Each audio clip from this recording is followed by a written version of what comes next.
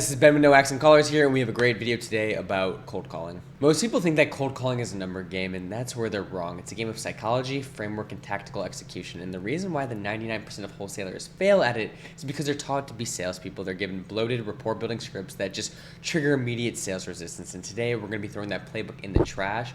And this isn't just a list of tips. This is a masterclass on cold calling and persuasion, specifically for wholesaling real estate. And I'm going to deconstruct the entire framework that has generated millions in wholesale fees, not by being a better salesperson, but by being a better strategist.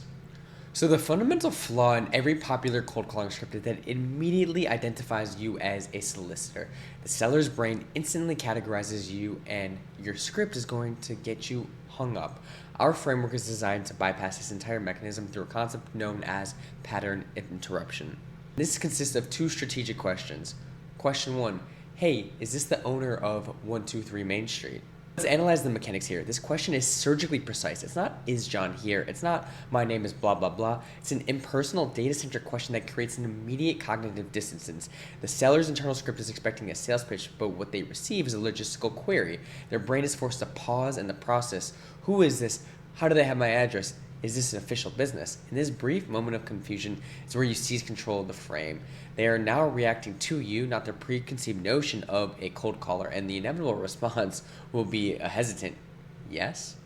Well, now that you've broken their pattern and captured their cognitive resources, you immediately deploy the second step. And question 2 was, I was just calling to see if you'd be interested in selling that property.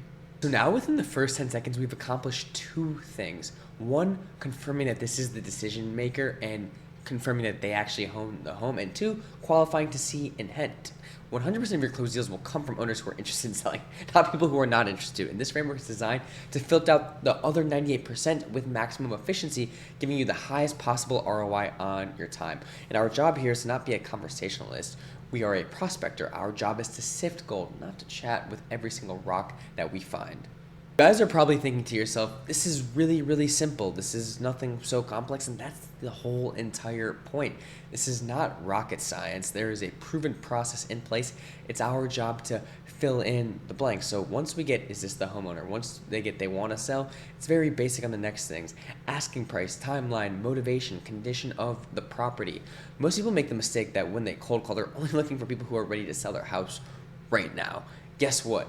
Out of the 1% of dials that actually turn into leads, it will be another 1% of people who actually want to sell right now. So majority of the leads that we're going to be getting are going to be people that we need to be working for quite some time on 2, 3, 4, 5, 6, 7, 8, 9, 10, 12, 24 month timelines. So it's our job to get, do they want to sell? Why do they want to sell?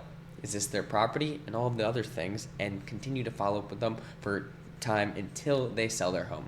So another important concept that I want to talk about is the time that we actually are dialing, because all dialing times are not created equally. We got to remember who we're dealing with. These are people who are homeowners. 99% of them probably work a 9-to-5 job. So when we are calling them at, 2 p.m. on a Monday, odds are they're probably at some type of work. They're not going to pick up, which is why we have our golden hours of 5 to 7 p.m. local market time.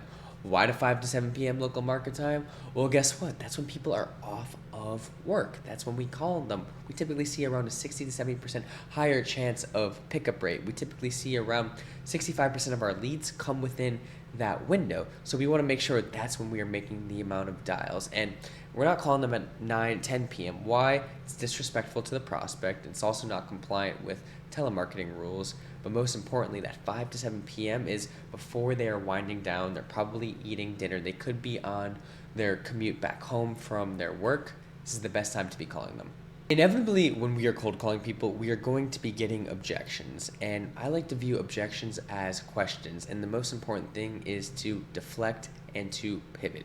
We want to deflect all of the objections because it's essentially just basic human nature. We are random strangers calling them onto the phone. But most of the time, it's because they just want us off. And guess what? Our ability to push past through all of that to be able to get that extra 1, 2, 3 pieces of information is the difference between getting one lead cold calling and getting 30. Really, the number one most common objection that we get, at least on the cold calling side, is how the hell did you get my number? And this is like the easiest one to handle. That's why we want to go down the deflecting route.